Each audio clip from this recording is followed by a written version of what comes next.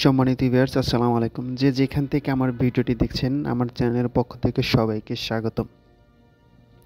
আপনারা ইতিমধ্যেই অবগত হয়েছেন, ভুট্টা চাষের বীজ বপন থেকে শুরু করে স্টেপ বাই স্টেপ ভিডিও আকার ধারণ করে আপনাদের মাঝে তুলে ধরেছি। তারই ধারাবাহিকতায় আজকে নতুন একটা পর্ব নিয়ে আপনাদের মাঝে হাজির হয়েছি।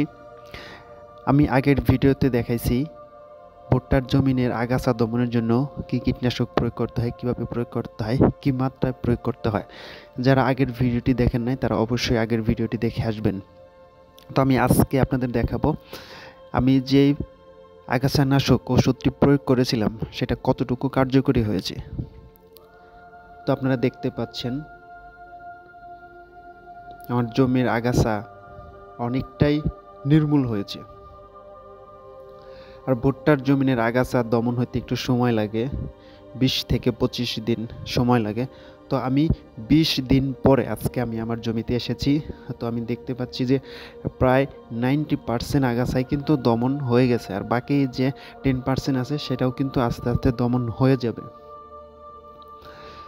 তো ভুট্টার আগাছা দমনের যে ওষুধ, এটা শুধু আগাছাই দমন করে না, ভুট্টার গাছ কালো রাখে। এখানে এক প্রকার হরমোন টাইপের ওষুধ আছে যেটা ভুট্টার গাছ কালো রাখতে সাহায্য করে। তো আমি এসিআই কোম্পানির প্রিজম ওষুধটি আমি প্রয়োগ করেছি। তো আপনারা চাইলে এই ওষুধটি প্রয়োগ করতে পারেন। তো আপনারা অনেকেই হয়তোবা ভাববেন যে এই কোম্পানির কাছ থেকে আমি হয়তোবা কোনো বেনিফিট পেয়েছি যার কারণে আমি এই ওষুধটি ব্যবহার করতে বলতেছি। না, এরকম কোনো কিছুই না। আমি আমার বাস্তব জীবনের অভিজ্ঞতা থেকে আপনাদের মাঝে বলতেছি যে আপনারা এই ওষুধটি ব্যবহার করতে পারেন, কারণ আমি অতীতেও এই ওষুধটি ব্যবহার করেছি, এইবারও ব্যবহার করেছি এবং ব্যবহারের ফলে আমি খুব ভালো ফলাফল পেয়েছি, সেটা আপনারা দেখতে পাচ্ছেন। তো আমি আমার ক্ষেতের ভিতরের অংশটা আপনাদের দেখাতে পাচ্ছি না, কারণ আমি খুব সকালবেলা জমিতে এসেছি।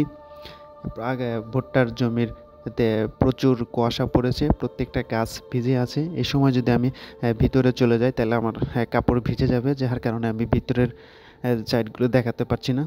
তো সাইটের যে কিছু অংশ আপনাদের মাঝে তুলে ধরেছি। তো এখানে আপনারা দেখতে পাচ্ছেন যে বেশ আগাছা কিন্তু দমন হয়েছে। তো দর্শক, পরবর্তী ভিডিও দেখার আমন্ত্রণ জানিয়ে আজকে এখানে শেষ করছি। সবাই ভালো থাকবেন, সুস্থ থাকবেন এবং চ্যানেলটি অবশ্যই সাবস্ক্রাইব করবেন এবং লাইক, কমেন্ট, শেয়ার করে অবশ্যই পাশে থাকবেন। আসসালামু আলাইকুম।